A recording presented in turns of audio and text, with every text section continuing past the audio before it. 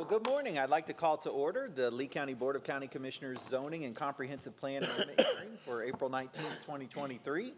The time is 9:31 a.m. Let's begin this morning by rising for the Pledge of Allegiance. I pledge allegiance to the flag of the United States of America and to the republic for which it stands, one nation, under God, indivisible, with liberty and justice for all. Thank you. You may be seated. Yeah. All right. At this time, I'd like to call on our staff to introduce the first item today. 1 year. Good morning, Commissioners. Adam Mendez, Senior Planner at the Zoning Section. The first case before you is DCI 2022-00019 in reference to Resurgence Brewery and Rock Gym.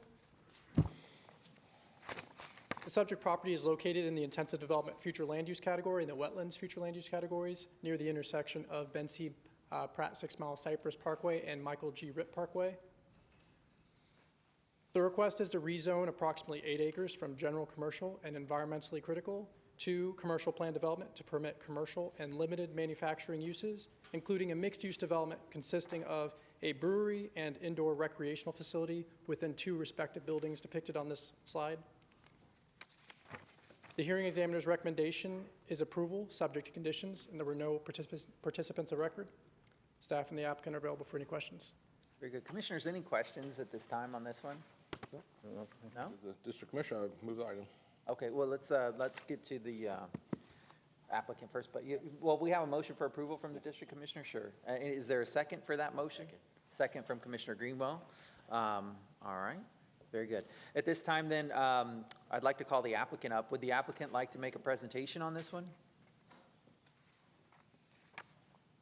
Good morning, County Commissioner. My name is Ahmad Correa.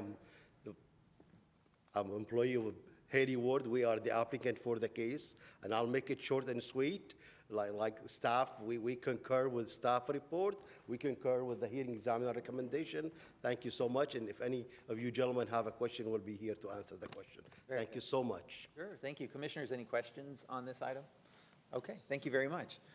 There are no participants of record on this one, and we have a motion and second on the floor then. Is there any further discussion, Commissioners? If there's no further discussion, are there any objections? No objections. That motion carries unanimously. All right, please introduce the next item. Next item before you is DCI 2021-00053 in reference to racetrack at Bayshore CPD. The subject property is located in the General Interchange Future Land Use category, west of the Bayshore Road and I-75 interchange area. The request is to rezone 5.29 acres from commercial plan development, community commercial, and agricultural to commercial plan development to permit a 6,000 square foot convenience food and beverage store with a maximum of 22 self-service fuel pumps. The hearing examiner's recommendation for the case is approval, subject to conditions, and there were no participants of record. Staff and the applicant are available for any questions. Very good. Do you have any questions for our county staff, Commissioners? Okay, seeing none, does the applicant wish to make a presentation? I'm here and I can make a presentation, or if you'd like to make a motion, or if you have any questions. Good deal. I move the item. Motion for approval from Commissioner Pendergrass, second from Commissioner Ruane. I would like to has a question? one comment before we vote. Yeah, go ahead, Commissioner Greenwell. This is one of those projects that I think will actually help traffic, which is kind of nice. That corridor right there, because of coming in and out with people coming off I-75, there's only one way in and out of Love's right there. And by this business going in next door, they will eventually have the ability, because it makes the distance for eventual light, which then will tremendously help traffic right there. That's become very dangerous because big trucks come off I-75 and they just merge right over trying to get into Love's. And because of this getting a new entrance, when it's ultimately developed, will actually help traffic there. So it's one of the few projects that we can honestly say actually will help the road there. So great. I just want to make that point. Very good. Commissioner And I Sindelli? concur. The question that I had during the briefing, always looking at ingress and egress. I think the new plan is beneficial. Thank you. Very good. All right. Any further discussion on that item then? All right, seeing no further discussion, are there any objections to the motion for approval? All right, I see no objections. That motion carries unanimously. Please introduce the next item. Yes, the next case is DCI 2022-00034 in reference to Racetrack Bonita Minor RPD. The subject property is located in the general interchange future land use category east of I-75 near the intersection of Bonita Beach Road and Bonita Grand Drive. The request is to rezone approximately 11 acres from agricultural, tourist commercial, and community commercial to residential plan development to permit townhome and multifamily development not to exceed 157 dwelling units or 45 feet in height. The request includes utilization of 57 bonus density units at the developer's option through the affordable housing or transfer development rights options. The hearing examiner's recommendation for the case is approval, subject to conditions, and there were 3 participants of record. Staff and the applicant are available for any questions. Good deal. Any questions for our staff on this one? Okay, I see no questions. We'll move to the applicant. Does the applicant wish to make a presentation on this one? Yep. Alan, can you go back to the aerial? Yeah, perfect. Good morning. For the record, my name is Neil Montgomery. I want to point something out about this because you may hear testimony about what's in the area. This property is in the county, but the weighted area is all in the city of Bonita Springs. So catty corner to this property, there is actually an existing racetrack gas station, and then there's a public center. Immediately to the west is a Midtown project. It's under construction now. It's a combination of a variety of residential types, commercial and residential. What you see to the north of us is the Bonita Springs Fire and Rescue. It's not just a little fire station. They have one of those training towers. That's where they hold their meetings. And you see the access there that comes out onto Snell Lane. So the area around it is densely and intensely developed. The properties in the general interchange, we're consistent with that land use category. As you go east, it is in the density reduction groundwater resource, so those properties are limited in density, but this property is more consistent and more aligned with what's around it. The racetrack gas station went in first, and you see that access point that exists on Bonita Beach Road. That's a temporary access point. The county staff didn't really like that access point because it's too close to the offset intersection. If you're down there, you know that Bonita Grand comes up and then it's offset. So that access point is going to be shifted to the east and become a shared access with this residential project. Same thing with the access point on Bonita Grand. There's limited places for access points, so that's going to be a shared access point. So one of the things you'll hear is that we don't need an access point on Snell Lane. We do, because the 2 primary access points are shared with the racetrack, and that portion of Snell Lane from the fire station to the west is already being used, obviously, heavily by those visiting the fire station. We will respond to any issues that you may hear, but I wanted you to have that context before anybody talks. I appreciate it. Thank you. Commissioners, any questions for the applicant? No? Okay. At this time, then, we'll call the participants of record who have participated at the hearing below. Byron Lyles, are you here? Byron Lyles? I do not see him. How about Shane Snell? Shane, good morning. Please come up to the podium and share your comments. And then after Shane would be Lindy Zinzer, if she's here. Is Lindy here? Lindy's here? Oh, you're speaking for her, though? Okay, great. Hello there. Good morning. Thank you for having me. First of all, I would like to address the flooding issues in the area, more particularly Bonita Grand Drive.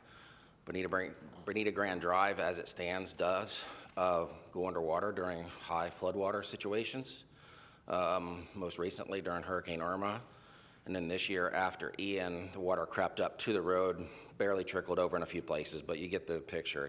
It's been underwater multiple times in the last 25 years, so we certainly have an issue there. Throughout the years,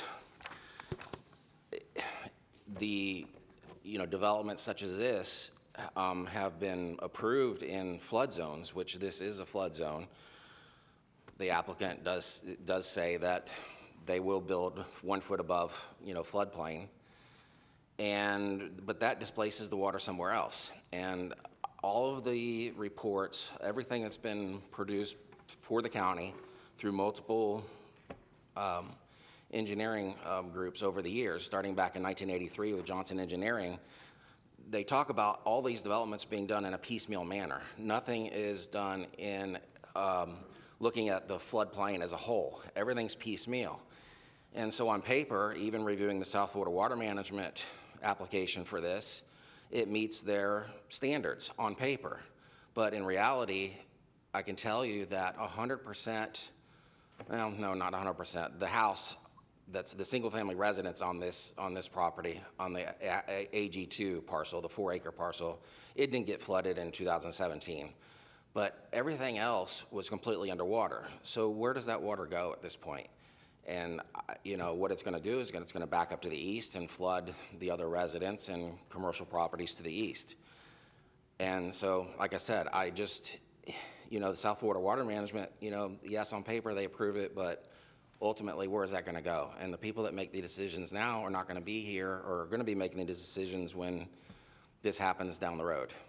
And Bonita Beach Road, the traffic is awful. It is what it is. Snell Lane, I'm totally against access for this project to Snell Lane. If there was to be access, it would have to be entrance only to residents only, no construction entrance. And that's all I have to say for right now. Thank you. For your comments this morning. And then Lindy Zinser.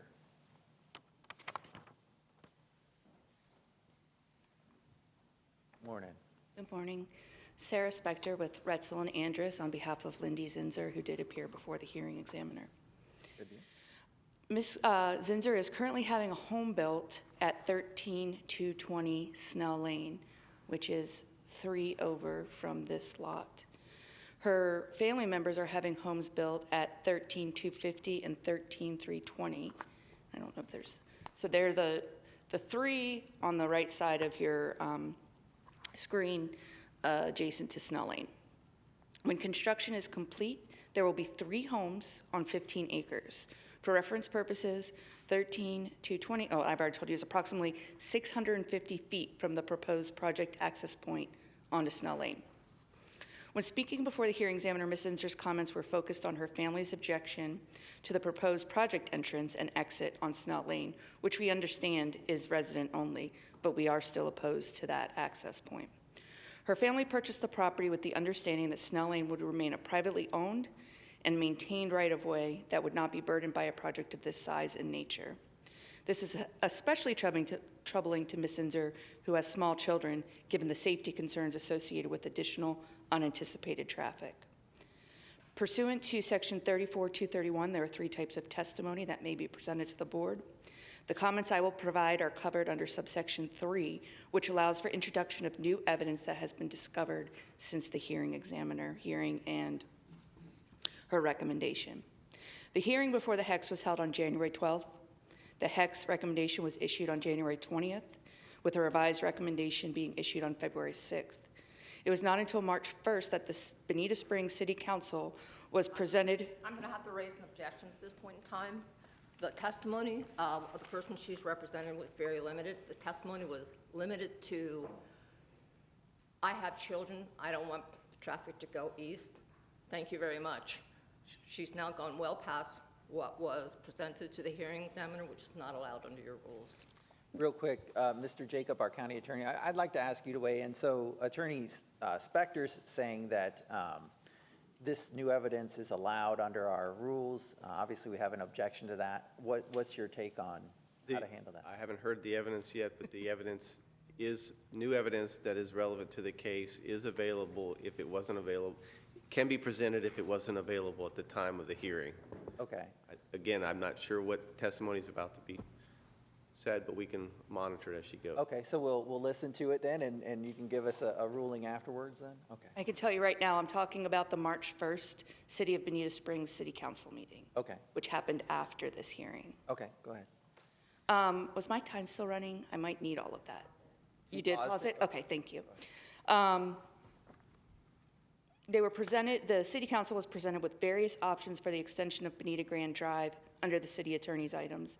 As listed on the agenda, the purpose of the whole Montez presentation was to discuss the possible alternatives for access to the city's future more than 30-acre park at the north end of the Bonita Grand Mine project. In reviewing the written whole Montez report, the ultimate terminus of the extension will be the Kiker Preserve, which is slated to provide recreational activities, including hiking, fishing, and camping over nearly 4,000 acres. So, as the traffic on Bonita Grande already makes it difficult to exit onto Snell Lane, and to either to the north or the south, Snell Lane owners and residents with large single-family lots are already impacted by the single point of access on Snell Lane to the Bonita Springs Fire Control District that fronts on Bonita Grande Drive. Now, this project is proposing to add another point of access for an additional 157 units, only 148 feet west of the single entrance. For these reasons, safety was already a concern of Ms. Zinzer's. The addition of these two additional recreational amenities, together with the proposed 700-unit Bonita Grande Mine, project. Yes, this is my last sentence. I'm sorry, okay. we're well beyond the testimony that was presented at the hearing examiner. That's Okay, not Ms. allowed. Montgomery, we got to have everything on the record if you want to say that, but Ms. Spector, thank you. If you'll take your seat, that'd be. Yes, if I can speak to Ms. Montgomery's point. Yeah, your time is concluded. I understand. Michael, what does the code say? Does the code say we're allowed to have this back and forth between two attorneys at this time, or does it say I'm supposed to just take the testimony from the participant? The testimony, obviously, Ms. Montgomery has the ability to raise her objection. She's raised the objection with regards to the scope of the testimony presented by Ms. Spector. I think the last part was going back to Ms. Zinzer's testimony. I reviewed the transcripts from that proceeding with regards to Ms. Zinzer's testimony. She has not gone too far outside of the concerns raised, the general concerns raised by Ms. Zinzer. So from that standpoint, those are allowed. The testimony, I'm still not clear what relevance the March 1st meeting with the city had to do with anything. However, at this point, it wouldn't be competent substantial evidence what was said at that hearing anyway. So from my standpoint, the testimony as presented, you can hear it for whatever value it has, and Ms. Montgomery's objection is noted. Okay, so thank you. We've heard it. I'll ask you to take your seat. Thank you very much. And Ms. Montgomery's objections noted. All right, if that concludes, and that does conclude our participants of record, it's your opportunity to address the concerns that were raised during the public comment. Yes, I'd like to call Mr. Brent Addison to address Mr. Schnell's concern about drainage. And just so you know, he doesn't actually live there. It's his father who lives in the house that you see on the aerial just to the east of the fire station. Excuse me. Good morning. Brent Addison with Banks Engineering for the record. To Mr. Snell's comments, the first thing was about the Bonita Grande drainage along the road. As a part of we have a development order that's currently in with Lee County, and we are actually making improvements to the drainage along Bonita Grande Drive as part of our project. The floodplain conversation, there is a portion of the project that is in the floodplain that's established by FEMA. We have gone through and we are sufficient and almost approved through the Water Management District with regards to floodplain, addressing floodplain compensation for the project. As far as the drainage in the area and how this property affects this drainage, the properties to the east of what was the farm and Bonita Grande, and racetrack on Bonita Grande, the elevations of the land to the east of those properties are lower than the elevations of those properties. So there's the water currently is actually flowing south to Bonita Beach Road, and when Racetrack Gas Station built their project, they provided a culvert underneath their driveway along Bonita Beach Road. We are going to connect to that same pipe that is offsite. It's there to drain offsite drainage, not Bonita Beach Road drainage. It's the offsite drainage that flows from the north to the south. We're going to continue that pipe to the end of our property to allow that water to continue to flow to Bonita Beach Road, under Bonita Grande, and then towards the Imperial River. Do you have any questions as the district commissioner on any of this? No, I live in Bonita. I'm very familiar with this area, from the fire station to racetrack. It's also a voting station, so on and so forth. I've really personally have never had any real problems. It's a very efficient intersection. Publix is across the street, so it works from my perspective. Very good. Mrs. Montgomery, does that conclude your? Yeah, I just did want to know if you were concerned, if you look at condition 7, it does limit this access to the residents and obviously the emergency personnel across the street. Go ahead, Commissioner. On Snell, right past the fire station, where there was some current, there's a few, I think 4 homes being built back there, but it doesn't look like it's going to be much density back there. The other thing is on, and I've driven this a number of times on Bonita Grand, there are a couple of other, going into the existing property to the north of Racetrack, there are a couple of entrance points which have not been developed, but could be developed on the plan. So. All right, so at this point, Commissioners, would somebody like to make a motion on the project? I'll make a motion. Motion for approval? Okay, so we have a motion for approval from Commissioner Sandelli. Do we have a second? I'll second. Second from Commissioner Greenwell. All right, do we have any further discussion on that item? Okay, I see no further discussion. Are there any objections? No objections. That motion carries unanimously. All right, thank you very much. Our next case is a comp plan amendment. So I will ask our staff to introduce the item, please.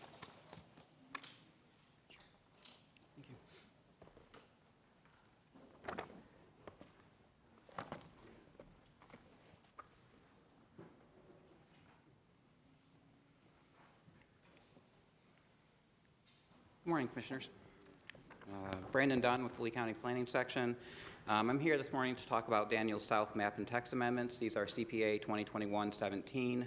This is the text amendment, and CPA 21-18. This is the map amendment. The requested amendments include redesignating lands from the DRGR to sub-outlying suburban future land use category in map 1A. It includes adding 1,148 acres to both the Lee County Utilities future water and future sewer service areas. It removes 515.4 acres from the private recreational facilities overlay on map 1F. And it amends policy 33.2.2 to allow for a density transition between Lehigh Acres and Southeast Lee County. The amendments will also amend Table 1B to accommodate the residential population and maintain internal consistency with the Lee plan. Overall, the proposed amendments will allow for a mixed-use development on 1,233 acres with approximately 1,600 dwelling units as well as commercial uses within the Lehigh Acres community plan area. The first amendment that I am going to talk about is the proposed map amendment. You can see from on the left side of the screen is your existing lands. On the right side of the screen includes the proposed amendment to the sub-outlying suburban future land use category. You can see this is consistent with the land use category across Daniels Road and what is now Timber Creek. Discussing the map amendments a little bit more, the proposed amendment to the future land use map is compatible with adjacent existing and planned uses. The area subject to the future land use map amendment has different surface and groundwater characteristics, including drainage basins and the ability to provide recharge to the underlying aquifer than other lands within the DRGR. And if you look at the map on the right side of the screen here, you can see that the portion that's going to be changed from the DRGR to sub-outlying suburban future land use category is actually in the 6 Mile Cypress watershed basin. And with looking at the yellow outline of Southeast Lee County, and where most of the DRGR communities are, you can see that those are in different watershed basins. The concurrent rezoning request demonstrates consistency with policy 5.1.2 and policy 1.6.1. Portions of the subject property are within airport noise zone B, which prohibits residential uses. However, the proposed rezoning demonstrates that no residential uses will be placed within airport noise zone B. There are no other characteristics that would prohibit residential development on this property. Adequate regulatory public infrastructure and services are available or planned. Redesignating property from DRGR to another category on the future land use map requires a specific finding from the Board of County Commissioners that no significant impacts on present or future water resources will result from the change. This is required by policy 2.3.1. The development is proposed to be served by Lee County Utilities for water and sewer services. Reuse water in this location is not available, so the applicant has proposed a master irrigation system that utilizes on-site lakes, surface water, to be supplemented by a secondary groundwater source. Staff had initially expressed concerns about solely relying on sandstone aquifer in close proximity to Lehigh Acres, which has existing and approved residential uses that also rely on the sandstone aquifer. Following the local planning agency meeting, the applicant has agreed to access the Mid-Hawthorne aquifer on the two northernmost wells closest to Lehigh Acres for irrigation purposes. Like the lower Hawthorne, which staff had initially suggested, the Mid-Hawthorne aquifer does not have prolific use seen within the sandstone aquifer. The change proposed by the applicant also increases the distance from the wells accessing the sandstone aquifer to Lehigh Acres to approximately 5,000 feet or nearly a mile. The applicant continues to propose monitoring of the sandstone aquifer along the property's eastern boundary. The additional commitments made by the applicant following the LPA meeting address concerns about water resources, and as stated in the supplementary memo from Natural Resources, staff finds the Board of County Commissioners can make a formal finding that no significant impacts on present or future water resources will result from the changed land use category.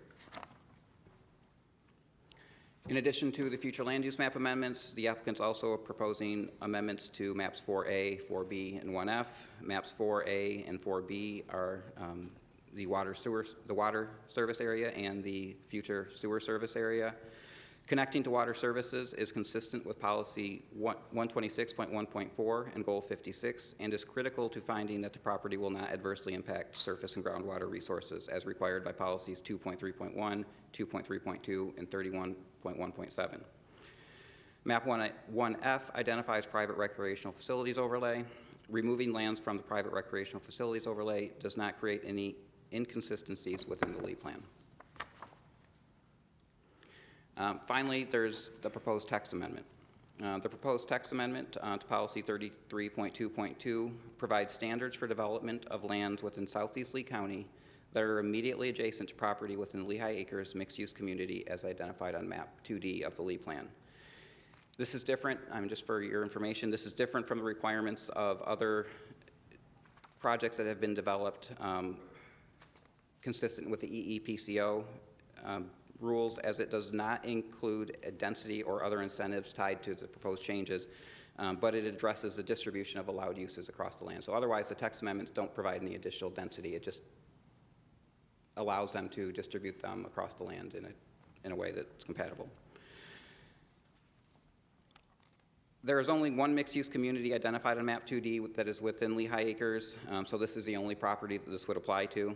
The proposed amendments allow for a transition of density between higher densities allowed in Lehigh Acres and the lower densities allowed in Southeast Lee County.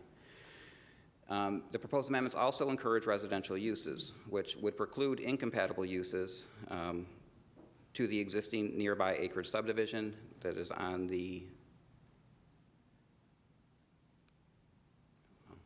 that is located along the eastern side of the property. This is consistent with Objective 33.2 and Policy 33.2.1. Additionally, the resulting development will be required to provide 60% open space and must connect to both water and sewer.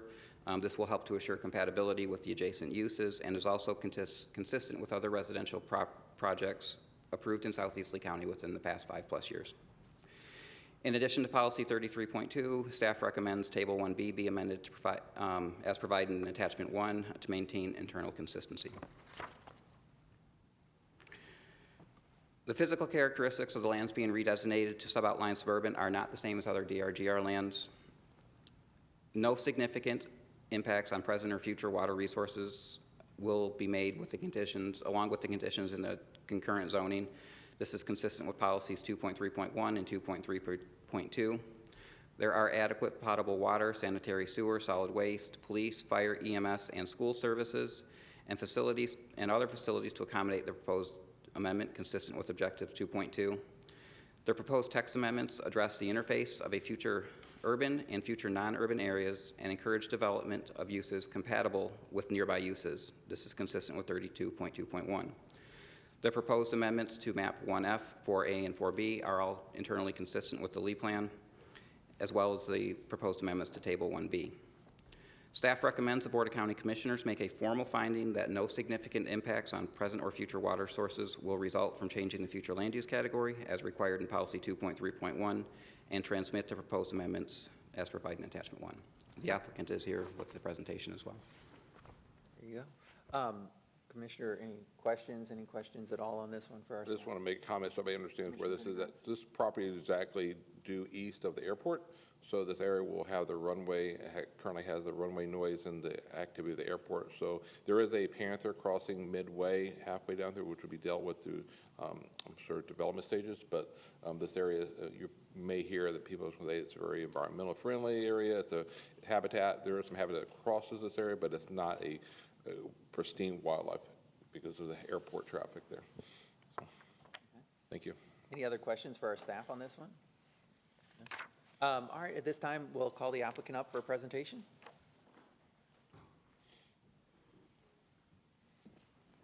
Good morning, Commissioners. I'm Steve Hartzell with Pavis Law Firm. We're prepared to make a presentation for you today. As Brandon has pointed out, this is a transmittal hearing. This will have to come back to you for adoption along with mixed-use plan development at the same time. So we are prepared to put on a presentation. We've got the team here. Tina Ekblad would be happy to do that. But if there's a motion on the table, then I'll move the item without the presentation. So you're moving approval of the staff recommendation, and do we have a second on that? Second from Commissioner Sandelli, the motion's from Commissioner Pendergrass. All right, thank you very much, and we'll bring you back up if we have any other questions, Mr. Hartzell. thanks very much. Very good. At this time, I'd like to open the floor to public comment then. We have one speaker then, Marcia Ellis. Yes, thank you. And I did send a PowerPoint presentation ahead of time, so I need just a moment to familiarize myself with how I operate the clicker. Okay, if somebody could help her out with that before we start her time. Gentlemen, while he is helping me get set up, I did prepare a letter that I made several copies of to distribute to each of you. Thank you, ma'am. Thank you. And so, you know, this is a comp plan hearing, so it's different than a zoning hearing where comp plans are open to the public and not necessarily bound to evidence that was presented at a hearing before. That's the difference. And I did make Just use the down arrow. Okay. to the advance down this. arrow Yeah, that'll to advance. I did make a copy of the presentation. Who would this go to? Thank you, sir. I do. I made plenty of copies if anyone else needs it over in zoning or wherever. And I made A couple of those. a couple of the letter copies. Yeah, thank you. You're welcome. On the Anyone presentation. else need a copy, another copy of the presentation? All right, and I do have one more color copy, and I have a black and white copy. Black and white's fine, and I have a color copy that I'll provide. Yeah, thanks. You want to just give it to the clerk? That way she can put it in the record. All right, are we ready to get going? 1 second. Thank you, because my time is short. First of all, thank you for the opportunity to speak, Marcia Ellis for the record, and I am speaking on behalf of the panther. In particular, there's one panther that I became very interested in through some other actions, Florida Panther 257. And this panther, I sought a public records request to get more information about its movement to help inform corridor, because I saw panthers run across the road in front of my house where I would pull out onto DeVore. And this panther that was down in my neighborhood that started out on Green Meadow, over 7 years, moved through these large parcels up onto this Daniel South parcel, as we see from some of the telemetry data. Basically this pattern, and eventually she was killed on Chamberlain Parkway in 2021 as a 7-year-old female. So her path and the few collared panthers that we have data on really helps inform corridors. More importantly, I'm also very concerned because there are very few remaining large tracts that are adjacent to Wild Turkey Preserve and the airport property. So in addition to being able to provide corridors for our panthers to safely move, we have to think about what habitat is available. And to lose this 1,200 some odd acres to development, I think, is a missed opportunity. I'm going to point out here that we have a wildlife plan. There was some confusion. At first, I thought the whole property was going to be fenced off. Now I see that the wetlands are being fenced off, but the crossings really don't have that interconnectedness, and we're looking at losing a lot of habitat here. So currently, there's an open comment period for a proposed Southwest Florida Fish and Wildlife Conservation Area that includes our region, and this, to me, is a perfect example of a benefit to our existing panther. When we take a look right here, this is where the female panther, where she was struck on Chamberlain Parkway. I've personally seen a panther run across Daniels Parkway between Chamberlain and Treeline. This is my records request. It was delayed for exceeding the public requirement for the time it should have been provided me, and that has limited my public advocacy on behalf of this panther to inform the protection of the habitat as well as the corridor, and I would like to point that out. Here's some communication. Even though 257 has deceased, that corridor is likely, and that habitat likely has a new panther living there. Let's take a beautiful look. Here we are. There has been some concern about panther cams being removed to inform corridor and habitat in Lee County. And if we take a look, there's been a case filed, renewed case filed, to protect the panther on the State Road 82 Daniels corridor that was filed on March 27th for the second time. I just ask commissioners that you think about the habitat that we're losing and how we are federally obligated to protect our existing population of panther here. To lose this property and to set the precedent of this policy change regarding the density reduction groundwater area opens us up to further degrading of the habitat, and we lose the opportunities that are available to us as a community to get property into conservation. And I realize it's a fast-moving situation as we have more and more federal engagement in this region post-Ian. I just don't want to see us continue to lose these opportunities to acquire these large-scale properties for the panther that we are obligated to protect, not only for ourselves, but for future generations. Thank you, gentlemen. Oh, do I still have time? Oh, lovely. So I just want to talk a little bit about the benefit of the combined preference of the federal government to look at areas that contain endangered species as well as provide conservation opportunity. And that conservation opportunity benefits us all, as we know, through things like flood insurance rates lowering, open space, aquifer recharge, carbon sequestration, the lowering of temperatures, the improvements of air quality. When we have conservation land in our community, it benefits us all. The density reduction groundwater area was set aside to protect our future resources. I do not believe that losing 1,200 acres of open space that are recharging those aquifers and losing the opportunity to put that land into conservation is not going to impact our future water resources. We know that we have a water issue problem with the sandstone aquifer in this general vicinity. Right, and we have the opportunity, oh, sorry. Thank you. All right. Thank you very much for your graciousness. Sure. Are there any other speakers on this one? Any other public comment on this item? All right, we'll close public comment. We'll come back to the board for discussion. Commissioners, any discussion or motion on this item? Move the item. Oh, actually, yeah, we did. We had a motion already from Commissioner Pendergrass. That's right. All right, any further discussion on the motion then related to this? All right, seeing no further discussion, then I'll call the question. Are there any objections? No objections, then that motion carries unanimously. All right, thank you very much, and we'll introduce the last item, the economic element of the comprehensive plan.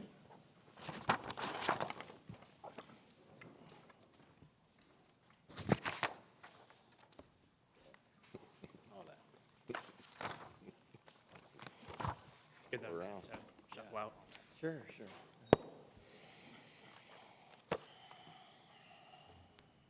Well, good morning, Commissioners. I appreciate your time today. For the record, Joe Saracino from the Planning Section discussing CPA 2022-00001, a county-initiated text amendment to update the economic element. board directed staff to analyze the economic element, provide a general update of the element of the LEA plan, align allowable uses with the current and anticipated trends, and identify any non-substantive changes that are needed for internal consistency on February 1st of 2022. The Department of Community Development and the Economic Development Office jointly drafted the proposed amendments, and the proposed amendments were reviewed and approved by the Horizon Council on June 24th, 2022. The LPA voted unanimously to recommend transmittal, and there was no public comment. The board voted unanimously to transmit, and there was again no public comment at that meeting as well. The state reviewing agencies had no objections to the proposed amendments, and staff continues to recommend adoption and is available for any questions. Very good. Any questions at all on this, commissioners? No? Okay, thank you. At this time, I'll open the floor for public comment on this specific comprehensive plan amendment. Okay, I'll close public comment then. Any further discussion on this item? I'll move the item. Motion for approval from Commissioner Ruane, second from Commissioner Greenwell. All right, any further discussion on the item? Are there any objections? No objections, then that motion carries unanimously. And we have no further business before us, so we're adjourned.